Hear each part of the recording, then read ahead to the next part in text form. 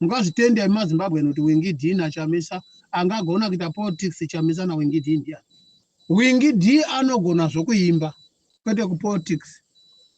Nyika ine mureza mutsva, nyika ine mutungamiri mutsva, ine constitution itsva ndo yatiri kutoda. Saka haisi nyore kuti Kulian TV atibatike zvechobu kurese Kulian. Aiwa, tine kamesiji kanofana kuti kamboendawo kuvanhu kane maererano nezviri kuitikavo, zvatiri kuona zviri kuitika pare zvino. Zviri kuitika pare zvino zvinorwadza zvikuru, because tiri kuona vanhu vari kutukawo vachiti ndiri kwanyika yamabhunu.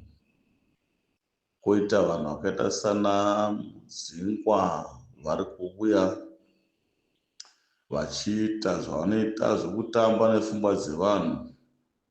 Vanhu vari kufunga kuti pane chinhu chepolitiki chiri kusumudzwa. Pavanhu avo vari kutuka, kana ukatera voice iro kule unowana kuti munhu uri kutaura ndeuya unonzi Wallace, ukamutera voice rake, uya waifora ichi ndiri kuZimbabwe kudini, uya achingotaura nezva sewiki nenguva dzese kuti ndouraya uya, nyaya yake yekuuraya iya urongoitaura munhu uya wamunongoona iya voice rake uchiritera ndiro. Asi hanzvadzi yenyoka yamabhunu, asi rimunin'ina wanyoka yamabhunu ndiWallace uyu munhu. Usamboda kutsvaka kuti chii, ndiWallace uri kutaura. Saka kune vanhu vari kutsvaka mari kuZANU-PF nenzira dzisidzo, nekuti vanoziva kuti ZANU-PF yagara iri pati isina kunaka zvachose. Ndio zvainoita izvozvo. Koita vanhu vakaita sana Mudzingwa, izvozvo zvikuti kuti vari kuzama kutsvaka mari muvanhu izere kuti vagadzirise nyika yanaka, vanhu vozokwanisa kushanda zvakanaka munyika yakanaka. Ivo vari kutora kuita dambe. Ini ndini first person ukatarisa kumashure ndichitaura, vakomana vakatanga kutukana vanhu vachiti munhu wese usingakwanisi kutera ivo chigananda. Saka kuti usanzi chigananda unofanira kutotera ivo ndokuti uwe munhu kwai. Ndikazvitaura ndikati ZANU-PF inogona kufomwa 40 neimwe nzira. Saka taarozwa kuti chiZANU-PF chimwe chete chocho chakutanga kufomewa chete padivi iri nyaya yekutoti hakuna kwachirumboenda. Vana Mudzingwa vanozvavanoza kuti chikoro zvavo havana kunyangoda chikoro, ndosaka vachiona vachiita zvinhu zvakangodaro izvozvi. Munhu wakanyanya kuchikoro akanombopindawo akadla bhuku chero akafeila zvake, ndoona kuti ndouyo unonzi Saruwaka. Saruwaka musamutorera pasi. Saruwaka munhu akaenda kuchikoro hamukwanisi kuzviona imi kuti ndiye umwe futi asina kwaromboenda. Saka isiri kumutsiura Saruwaka kuti no, Saruwaka ngaazive kukuenda. Saruwaka tendeuka, takakuona kubva kare kuti iwe Saruwaka hauna kana nekuti vakomana ava munhu woga akanga achiita sekuti uroda kuti nyika izhinji ndinyoka yamabhunu. Vanhu vakaita sana Saruwaka ndakamutera kakawandisa. Pokutanga ndakatanga kunzwa akutanga kuti Geza wataura asi hana zvaambotaura zvakare zvinongohwikwa kuti chii chataura. Geza haana zvambotanga pati, tisu takatanga isu movement yedu, iye tangomushandisa voice rake. Saka isusu tanga tisingotra kuti isu voice rake rinosvika kure, asi tisu takatanga. Vakutanga vakugara kubva naGeza direct. Ndikava first person ndakamuataka paya ndikatini uyu Saruwaka uyu mungwarire. right, koita pamwe futi pakati urutsvaka rubatsiro kuna ani nani zvake unoda akadotaura akati nekuna Munangagwa chaiko chete wakadomboenda kuchannel yaMunangagwa achikumbira rubatsiro kwanyoka yemabhunu. Ndikava ini first person unomutaura kuti iwe how come kuti unoenda unotsvaka rubatsiro kuna Munangagwa kwanyoka yemabhunu? Rubatsiro rwei? Munangagwa rubatsiro rwaangaita nyoka yemabhunu kutongotora nyoka yemabhunu uraya. Saka ndakazvitaura, pandozvitaura paya vanhu vanofungidza kuti pamwe ndikuzvitaura zvimwe. Munhu unokaruka achitaura orasika statement yake imwe yacho unotoirwa kuti apa watirasike nyana, hakuchinyaya kuti warasika, kulika kwepfungwa dzake dzaanenge agara nadzo. Then koita paya pavakatanga kuti Gambakwe, comrade Gambakwe, ndikazvitaura futi ndikati Gambakwe munhu wesocial media, unotsvaga mari nesocial media, saka kuti awane unofanira kwese kwese achikuita ngemutengesi. Nokuti munhu wesocial media kaunoita somutengesi, nokuti unoenda kwese hakuna kwaanombosauza, unongoenda kwese unenge zvaanenge adotsvaga nemari. Saka kuti Gambakwe chigananda sematauro avaita ukomana handizvo, asi kuti inonziyo defocusing, just kuita kuti imi pamwe makafocuswa kuti thingo inoita zvakanaka, iwo kuti aiwa asiri iye unoita tisu, wese wapikisana nesu chigananda. Ini ndikazvitaura paya ndikadzoka ndikatini ngatisaita inonzi one party channel, one party state, hatizvidi izvozvo. Zvinhu zvakaita neZANU-PF tikaona kuti hazvina zvashanda, ndikatozviramba achitoti hazvina zvashanda. Nhasi uno yava nyaya yekui vaititi tirove mari. Saka hatirambi kana munhu achida kuti arwe mari, aiwa unodla mari, asi kwete kuti utore mari iri kubvisiwa yokubatsira umwe munhu akasungwa kudaro, kana yokubatsira nyika kuti idzoke iwa kuidya isina kuita purpose yainofanira kuita. Saruwaka ukaenda zviko unodla hake mari. Ndakazvicherechedza tichiaudita zvose zviri kuitika kune wati unodla mari asi haadi zvamunoona imi, nokuti unomboita kuti imwe yepurpose yemari ione kuti yashanda yaita pakati nepakati nepakati. Saka mukasangwarira nyoka yemabhunu unogona kutoenda kutorwa pasi. Machinda yachaari kutoita ari kutongoda mari yashandisa zita ranyoka yemabhunu.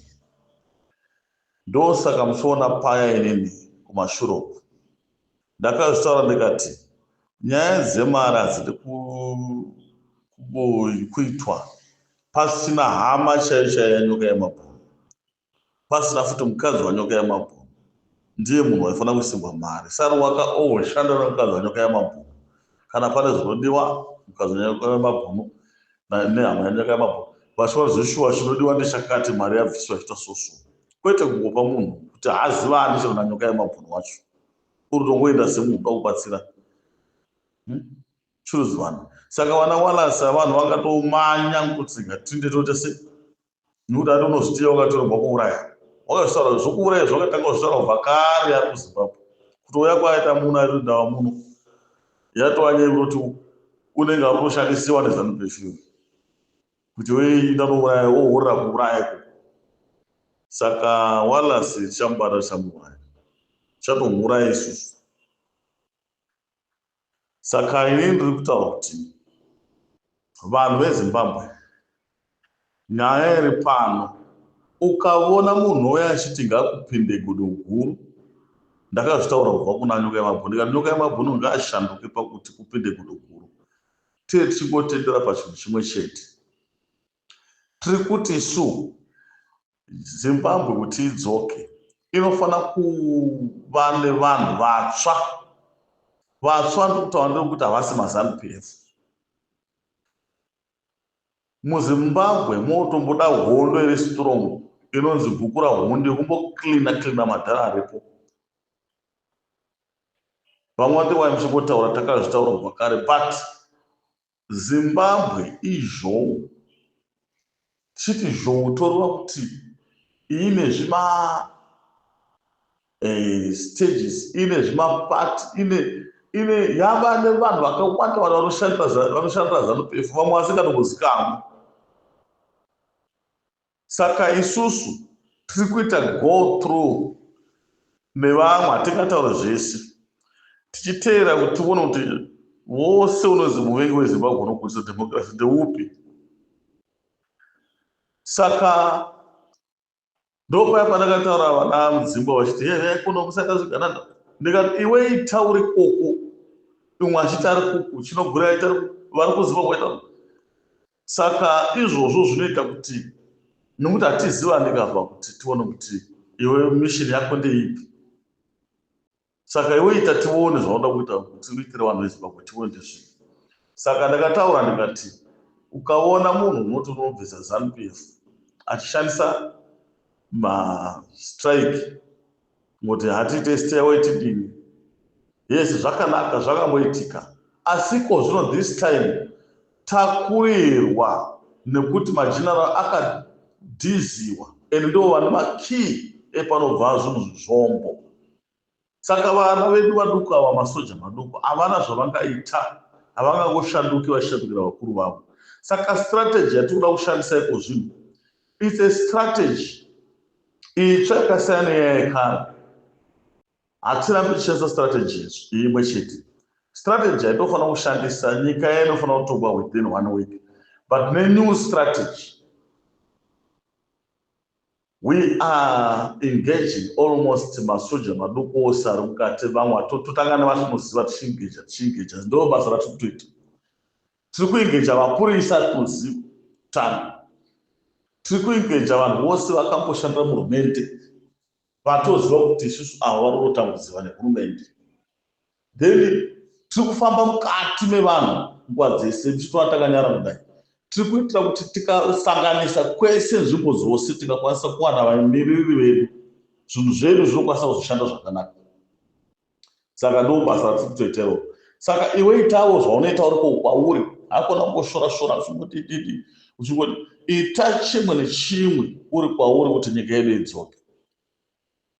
Saka muchitoona takadai ngatishandire nyika yedu idzoke, nyika yeZimbabwe. Kuti idzoke tofanira kuitora sematorero akamboitwa nayo ava mbavha idzodzidzi. Saka sinofanira kuti tite engage almost everybody, kwese kwatiti tofanira kuva nemaspai anoshanda nesu. Noti pamunozwa kuti kunonetsa zvikuru ZANU-PF tofanira kuti kuengeja tiwane maspies edu ikoko nemastructures edu. Ndo saka ndakataura ndikati we are busy working. Hatisi mukaona tazouya kuvanhu toti ngatichidai so iko zvinezvi tichitoziva kuti zvinhu zvautanga unoita zvokuti kana zvakuitwa mukati me1 week nyika yedu inofanira kudzoka. Saka imi kwamuri muparidzira ivhangeri, machanera amuri kuona aya ndo vana mujibha vedu anoshanda kuparidzira vhangeri kuti vanhu vazive zviri kurongwa. Vamwe vanoti wai muchitaura pazvivhitivhiti. Zvinhu zvenyika izvi hapana patingafamba tichiteera batanidza vanhu vose tichifamba nyika yakukonera iri side. Iri indicata rinotaura kuti mota yakukona kuright kana kuleft, nekuti zvinhu zvenyika hapana pamungazvitaura mofanira kutotaura seizvozvi ndokuti munhu wese zvisvike kwaari. Yes, of course, kana takuita zviri sensitive chaicha zvechokwadi zvatozwa kuti action chaichayoka inenge ichitoitwa live ndo yatiri kuitira tichifamba tichingeja vanhu zviri secret. Mwana weZimbabwe wese ungava musoja ungava mupurisa is very happy kuti nyika iyi ishandurwe. Masoja mapurisa agara akataura kuti hatina simba, tatongobatwa ita zvinhu zvakadai, tobatirwa treason, togona kuurawa nokurawa. Vanhu voga vane simba rokuronga zvakadai, ndimi vanhu muri free, tisu takadai. Saka vana veZimbabwe ngatitendeudzanei iko zvino, nokuti tendeusai vanhu vose kwamuri kuti vanhu ngavazive kuti nyika iyi kana tisina kushandura, tisina kubvisa ZANU-PF nemakudo ayo, ZANU-PF namahosesi ayo, ZANU-PF inofanira kuguma kubva pana Chivenga zvichidzokera mashure, kubva pana Geza zvichiuya kuno kwatiri, ndo painofanira kutangira utungamiri hutsva hune pfungwa itsva. Saka waona munhu unoya akabatanidza Chiwenga, muzive kuti hakuna kwatiri kuenda, tiri kutendera panhu pamwe. Saka iwe mwana weZimbabwe kwese kwauri ita kuti vanhu vave vachitendeuka muchiparidzira vhangeri, nekuti zvandakataura izvozviya kuti taupedza zvatiri kuita. When we finish, hatidi kuuya tichinyepera vanhu kuti takuita zvakati zuva nezvaya. Kana tapedza kuengeja vanhu kwese tichadzoka tichiudza vanhu vese kuti yanguva yekuti hondo ichitanga. Handiti nyika yakukona to the left, to the right now. Kwete kungoungana chingoti iwo richigana ndakanosakatera iye zvinezvi vakubuda maodhi avo asi right. Saka isi tiri kutaura kuti mwana weZimbabwe wese waona uchishandidzana nemunhu unotoda kuisa munhu weZANU-PF, mungwarire. Vanhu vakufanira kuvapiko zvinezvi. ZANU-PF yakavapo for 45 years. Hapana chayakaita chinotoonekwa kusvika yakatouraya nyika. Saka isi tiri kuti vana veZimbabwe ngavazive kuti nyika inofanira kuva in the new hands. Nditi new hands, ndikurati new strategy, ndikurati new vanhu vane mweya wokuona nyika itsva, nyika ine mureza mutsva, nyika ine mutungamiri mutsva, ine constitution itsva, ndo yatiri kutoda. Saka haisi nyore kuti tingangozvitaura simple kudai tinoti mangwana tarodini tatoita. Saka isiri kuti maZimbabwe ngaazive izvozvo kuti no, nyika yeZimbabwe iri kutouya, iri kuberekwa, iri kuzvakwa. Saka iwe kwauri iwe uchitendeusa, kana takuzouya kuvanhu tichiti takudai totoita newegadzirira kuti uzobatana nesu tiite chinhu chimwe chete, tirege kuita zvokutamba sana sevafana vana muZimbabwe vari kuda zvokutamba. Isusu hatisi kuramba kuti vaite, ngavaite nesaidhi ravo vachiita zvavari kuita. Isi tinotya kusvika tichiinda pasi pevanhu vanozotitengesa zviganani. That's why chiti ndakabvira kushtaura ndikati ngaaite ari kwaari asarapedza vanhu kuti itai achiti uyai muite muri kwatiri isu kuti zvigodai. Saka hondo ichatanga musocial media seizvizvi. Vanokonewa vamwe vanobva vanoitira musocial media. Ichibva musocial media iri kuya kuground in the people. Haifanira kutanga in the people, inofanira kutanga musocial media. Munhu angagwa kuti azvizive nevose nyika yese izive kuti ndo zviri kuitika. Kana takuzoenda straight paground, takutonanga ground 9 tishandisa futi masocial media ewaya asi tiri paground. Saka vana veZimbabwe garai makagadzirira hondo, garai makagadzirira kuteuka kweropa, ropa rekuzoteuka. Unoda kana hadi ropa rekuzoteuka ndokuti nyika igone kuuya. Saka ndozva message yandandipfudze. Ngwarirai vanhu vanouya vachiti haufaniri kukumbira mari yekubudisa munhu ari kutambura ari mujeri wozoka wodla mari yakadaro nenzira yakadhakwa kudaro. Sovati munhu yekupinda kwakaita mujeri pakati pevanhu ivava vanoita izvozvo vane chavanotoziva, vane kakutekisa kwavakaita. Nyoka yeMabhunu handiwirirani naye pamatendero ake politics dzake ekuti ndoda kusaya gundo guru. Asiwo panyaya yekungoti unobva naMnangagwa ndo pandowirirana naye. Saka ndikuti nyoka yeMabhunu kana achizobuda mukati ngaatendeuke, azive kuti ZANU-PF haitambwi nayo. Ngaabve kuZANU-PF, ngaarege kutsigira vanhu vakaita seavo, ngaashandidzane nevanhu. Dei aitobuda achitotaura kuti kana ndiri kutsigira Chamisa zvitori nani, nekuti ZANU-PF unoitsigira, yes waitsigira ZANU-PF, asi ZANU-PF haikubudisi kana wapinda pakadaiso. Because unondozvibvunza iye paari chiwenga kuti uyu munhu unogona kuti ndiwane utungamiri hupi nekuti ndagara ndiri muutungamiri. Anomozviona. Saka tiri kuita zvokutamba nenyika. Nyika inoika yakatakura upenyu hwavanhu vakawandisa. Saka kuti tiite zvokutamba tiri panyika, tichitamba neupenyu hwavanhu hazvitendeki. Nyoka yeMabhunu wangotengeswa nevamwe vake vanga vasina kuimbika ivava. Saka kubuda kwanyoka yeMabhunu kotoda kuti mukadzi wanyoka yeMabhunu ngaabudikire. Hama dzanyoka yeMabhunu ngadzibudikire dzive idzo dzinotamba role yokuti mari inobviswa inde kwavari, vave ivo vakabata mari ndokuti nyoka yeMabhunu abude, kwete mamwe matsotsi osai. Vana muwe abinoita makaita sei. Wakataura even Saruwaka akati ndakataura chiona Mnangagwa, vanhu moramba vakanyara. Chii chinoita kuti Saruwaka ataura naMnangagwa? wanozwa kuti ndiye usingatodi nyoka yemabhunu, unoda kuuraya nyoka yemabhunu, unotaura nangagwa chikumba ubasokwechi. Saka Sarwaka ngaatendeuke antu kune zvari kuita, auye aite zvechokwadi. Ndo wangu vanhu vazhinji vari Sarwaka ndiye ubva waSarara State. Sarwaka ndiye intelligent hombe kamusingazviona. Kana Sarwaka aripo, nyoka yemabhunu akubuda hakudi. Kubuda hangabudi. Matsotsi ese akafanana. Sarwaka ngaatendeuke gave kuvanhu ati shuwa ndaofunga kuti nditendeuke akubudira vanhu chokwadi. Ndakabvira ine kumataka vanhu vakati mataka sei ndikati Sarwaka handisi kunzwisisa kuti uri kuita sei, nokuti haukumbiri rubatsiro kuna Mnangagwa, haukumbiri rubatsiro kuvanhu veZANU-PF kuti ubudise nyoka yemabhunu, nokuti vanhu veZANU-PF havana basa nazvisi, vari kutodla vari kutoguta. Nyoka yemabhunu vaingozama kuzvibatanidza navo, but these people havatendeuki zvachose. Saka vanhu veZimbabwe ngatitenderei kuti tiite zvinhu zvine titotanga sekutanga kwavakaita iko ndo zvatiri kuita, tiite zvinhu zvimwe chete zvavakaita kuti nyika yedu tiitore.